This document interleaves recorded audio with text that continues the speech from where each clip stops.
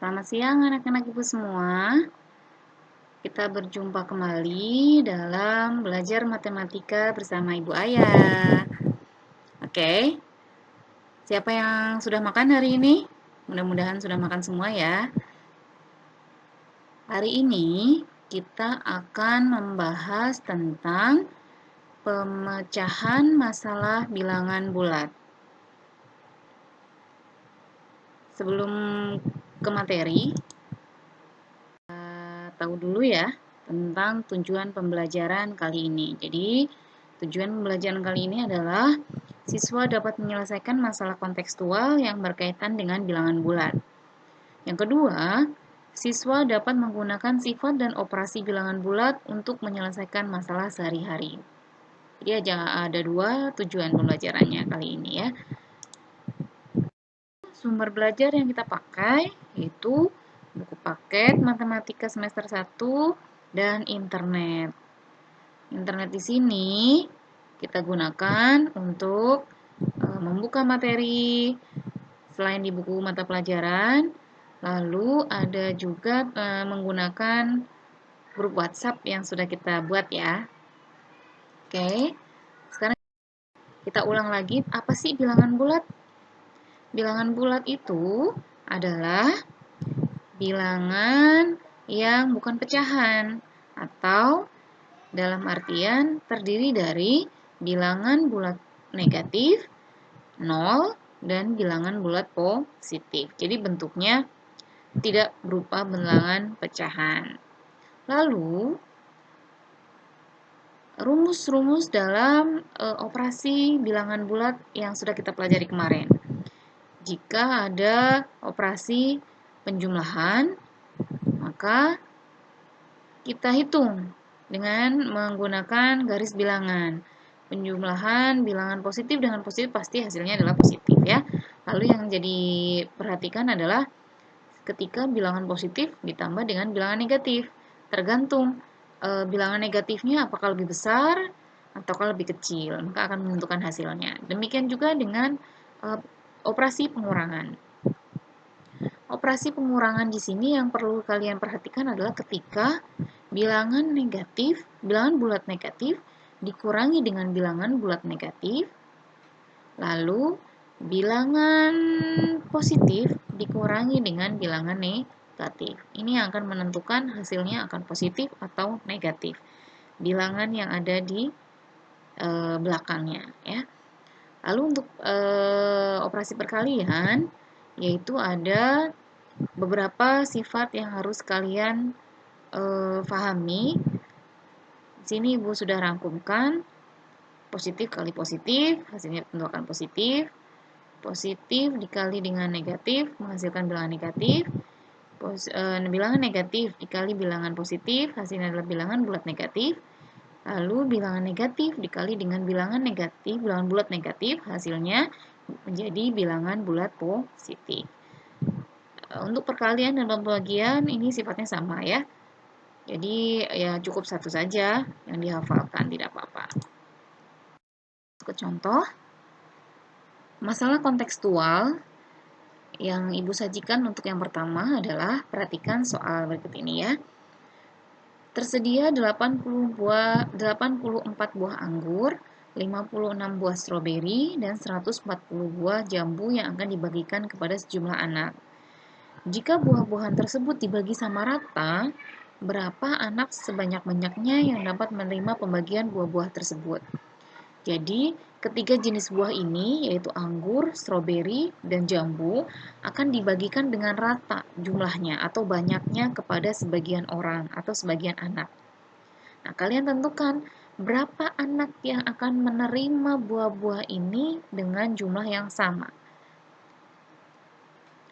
Kita selesaikan soal ini dengan mencari FPB. Apa itu FPB? Yaitu faktor persekutuan terbesar. Kita cari dulu faktor primanya dari 84. Ternyata adalah 2 pangkat 2 kali 3 kali 7. Lalu faktor prima dari 56 adalah 2 pangkat 3 kali 7. Faktor prima dari 140 yaitu 2 pangkat 2 dikali 5 dikali 7. maka FPB-nya kita ambil bilangan dengan pangkat yang terkecil dan sama. Bilangan terkecilnya adalah 2 pangkat 2. Lalu kita cari bilangan yang sama, yaitu adalah 7. Sehingga FPB-nya adalah 2 pangkat 2 dikali 7 sama dengan 28. Sehingga ada 24 anak. Ya, ada 28 anak yang menerima bagian buah-buahan dengan sama banyak. Kira-kira ada pertanyaan tidak? Bagus, kalau tidak ada pertanyaan berarti sudah paham ya. Lalu kita lanjutkan soal yang kedua. Dina dapat berlari 4 putaran di lintasan dengan waktu yang sama dibutuhkan oleh Fatin untuk berlari 3 putaran di lintasan yang sama. Dipahami, Dina dapat berlari 4 putaran dengan waktu yang sama. Sedangkan Fatin berlari 3 putaran. Ya, perhatikan, 4 putaran untuk Dina dan 3 putaran untuk Fatin di waktu yang sama dan lintasan yang sama. Ketika Fatin telah berlari sejauh 12 putaran, maka berapa putaran Dina yang telah berlari di lintasan tersebut? Maksud di sini adalah berapa putaran Dina berlari di lintasan tersebut. Oke, perhatikan. Ya, maka hal ini bisa kita kerjakan dengan Fatin 12 lalu dibagi 3 putaran menghasilkan 4 ya. Lalu kita kalikan dengan 4 putaran untuk Dina sehingga saat Fatin berlari 12 putaran, Dina dapat berlari 16 putaran dengan waktu yang sama dan lintasan yang sama. Paham ya anak-anak? Lalu kita lanjutkan ke soal berikutnya. Di sini ada contoh soal yang ketiga.